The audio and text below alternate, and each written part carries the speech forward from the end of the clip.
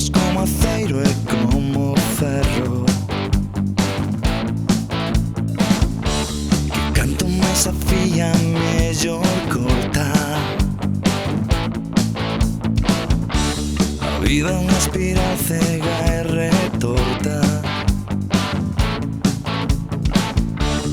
angustia silandeira e forte berro, forte berro, forte berro. Somos un vento tolo, folla morta, carne de desamparo e de desterro, pechada tristemente nun encerro, co que non sairemos non importa,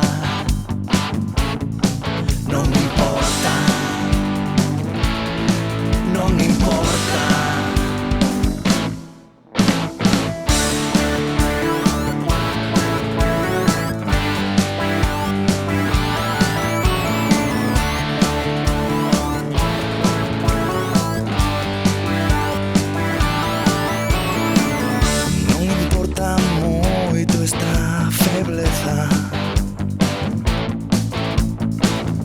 Esta vida caduca tan pequena,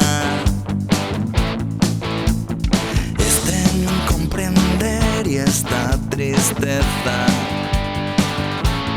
esta tristeza, esta tristeza. Aquí estamos no chan e na